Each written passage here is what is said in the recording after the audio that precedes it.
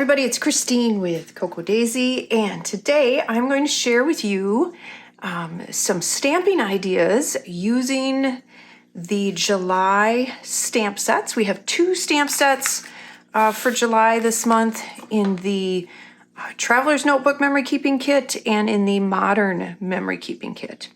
And before we dig in, I will mention last month we started what I said was going to be a series where we use a grid and then like a kind of a journaling block or a grid that you can use to layer on. And so you can see that we did that with June and we're continuing that on with July, but you can see that, you know, we don't want it to be the same grid every time.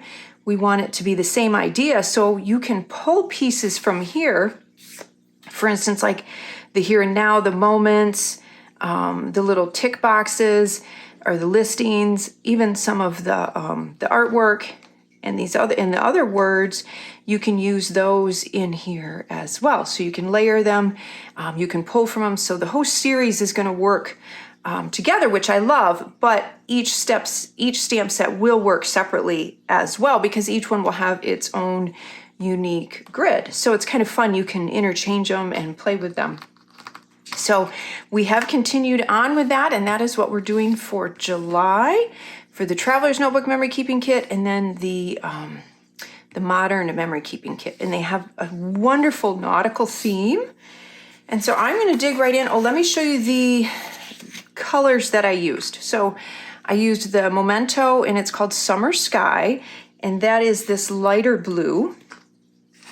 I used the Coastal from the Stamp Market, and that is this kind of a teal color. And then I'm not sure if I ended up using the Lagoon anywhere or not, but it would work. Oops. This beautiful navy. The Cherry Kisses is a beautiful bright red. I love that one. And then I just got ink all over me. And of course, my black, I always use the VersaFine. I really, really like that. So I'm going to dig in and I'm going to show you some ideas on how to layer these. So we're going to start with the Traveler's Notebook Memory Keeping Kit. And again, it has this grid. You can use all of the elements with or without the grid. And again, so it has the sections. You can layer those in here. Like for instance, here I used the cute little anchor, the July, one of the larger words, and then a couple of the tick boxes. And it has this adorable little sunshine, just a teeny little stamp. You can add that in the little corner there. You could make a little background of the little suns behind the word July if you wanted to. Or like here, I used it to tick off one of the little tick boxes there, one of the little list boxes. And then it also has the hello and the smiles. So you can layer those with the words as well. So you see here I have hello July, July smiles, hello sunny days. So you can use those little script words in there as well. So on this one, you can see I kind of did the reverse. I put one of the little tick boxes in here. I put the month number in there and then added a couple of the other words and then the more bold words. And then here I did, I left this open. I added the anchor, I added the word remember, and then July smiles because I figured you could add a title in here yourself. You could add a date in there. So there's a number of different ways that you can use that part as well. And then the idea is, so if I show you, and for my Traveler's Notebook this month, I'm actually going to add this because I'm going to use this for the vacation we had. So I'll have a lot of pages to do. So I took mine apart. I cut it apart and I'm going to punch holes in it and actually bind it. So that's why you see it in pieces with the holes right now. But so you can see what I did here. I only used the anchor and one of the tick boxes. And then what I did is I added kind of my title in this area. I added one of the rub-ons in here, and then I added my journaling below. So it creates such a nice sectioned area for your journaling. And if you do that almost on every page, it creates a great cohesive look, and it creates a simple structure for you to just kind of do and get a lot done at once, because it's the same. You can kind of set up each page a little bit the same, but just change the parts around. So it's really nice to be able to do that. So some of the other ideas, like I said, you don't have to necessarily use the grid. You can just layer some of the items this way separately. This one turned out, this would be a great title if you wanted to do it that way, just with the anchor and the date and the July. I like that. I love this little anchor stamp. I think it is adorable. And so I thought if you did you could do a whole background that way. You could do a border, and you can see where I did navy, and then I just did one in that coastal color. So you could just kind of have one stick out. I did the same idea here with the little words, the summer and the sunny days. So this again would be a great way to add a background on a whole blank page. So I just stamped summer all in the same color, just kind of, offset them a little bit and stamped a whole bunch of them. And then in the sunny days, which is a different word, I did that in a different color. So if you were going to do a whole background, I'd do just the one sunny days in the navy, and then just continue on with the summer all in that kind of teal color over the whole thing. And then we have just a little anchor with the hello sunny days. This would actually be cute to put in your journaling. So if you had your journaling kind of run around, it would be kind of fun.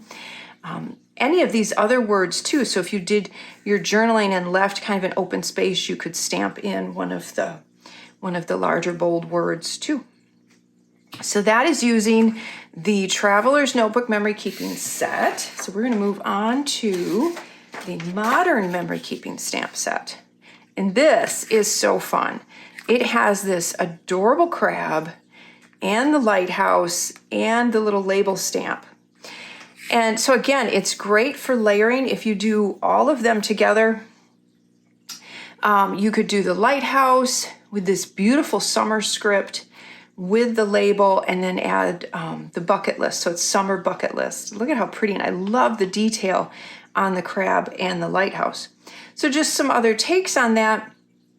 You can do the crab sideways. He looks cute that way. You can do the crab on top. And again, all of these layer so well in this label stamp. If you don't want to use the label stamp, you can do the same thing, just minus that. So you have the lighthouse summer adventures, the little crab summer smiles. And I love this color combination as well. The color combination is so pretty. You could run the summer up the side of the lighthouse. I think that's real pretty, and put your journaling next to it. You could create this fun border with the crabs stacked on top of each other with the word summer between two of them. And this little stamp, I love this little border stamp, and I'll show you how I used it on a layup. You can do a lot of little things with it. So obviously you can underline some things. You can create a border. One of the things that I love to do with it is stamp it off an edge. And I did that on this layout here.